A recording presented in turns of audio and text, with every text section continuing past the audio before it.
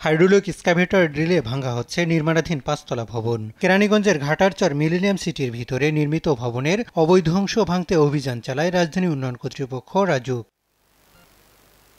রাজধানীর আশপাশে সরকারের বিশদ অঞ্চল পরিকল্পনা ড্যাপ নকশার বাইরে সরকারি খাল, জলাশয়, কৃষিজমি ভরাট করে এসব ভবন নির্মাণ হয় বলে জানায় রাজুক।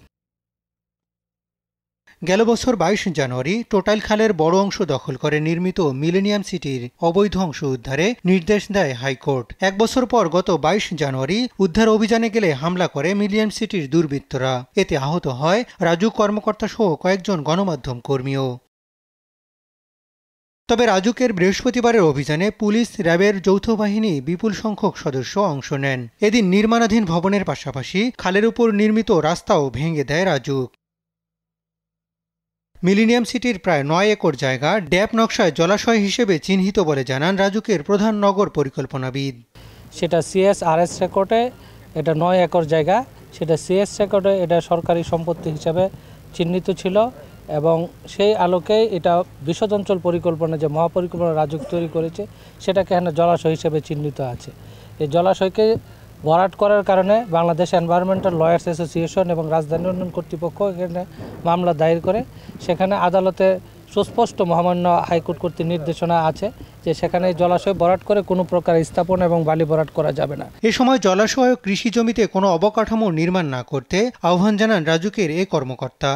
সেখানে যারা জলাশয় ভরাট করবে সরকারি সম্পত্তিকে সেখানে ভরাট করে এবং জলাধার আইনকে লঙ্ঘন করে কাজ করবে তাদের ক্ষেত্রে জিরো টলারেন্স। এবং আজকে সেজন্য সকল যৌথ বাহিনীর নেতৃত্বে, আমাদের নির্বাহী ম্যাজিস্ট্রেটের নেতৃত্বে আপনাদের সহযোগিতায় সেখানে উচ্ছেদ কার্যক্রম করেছি। আপনারা যারা উপস্থিত হয়েছেন রাজুকের পক্ষ থেকে, যারা আমাদের ল এনফোর্সমেন্ট এজেন্সি যারা সহায়তা করছে, সকলের কাছে আমরা কৃতজ্ঞতা এবং এর মাধ্যমে আমরা একটা মেসেজ রাজধানীবাসী সবাইকে দিতে চাই যে রাজধানী উন্নয়ন কর্তৃপক্ষ এই জলাধার আইনের বিরুদ্ধে কঠোর এবং সবসময় কঠোর থাকবে এবং জলাধার আইনকে লঙ্ঘন করে যদি কেউ ভরাট করে সে কোনোদিন পার পাবে না, সেই বিষয়টা আমরা অটল থাকবে। ড্যাপের পরিকল্পনার বাইরে যে কোনো স্থাপনা অবৈধ হিসেবে চিহ্নিত করে নিয়মিত অভিযান পরিচালনা করা হবে বলে জানান নির্বাহী ম্যাজিস্ট্রেট। আমাদের একটা চলমান প্রক্রিয়া এবং এই প্রক্রিয়ার মাধ্যমে আপনারা জানেন যে আমরা গত সপ্তাহে অভিযান করেছিলাম, তারই অংশ হিসেবে আজকে অভিযান চলছে। আমাদের এটা নিয়মিত অভিযান পরিকল্পনা। উদ্ধার হওয়া জায়গায় খুব দ্রুত সরকারি পরিকল্পনা বাস্তবায়ন করা হবে বলে জানান কর্মকর্তারা। হাসান মাহমুদ, দেশ টিভি, ঢাকা।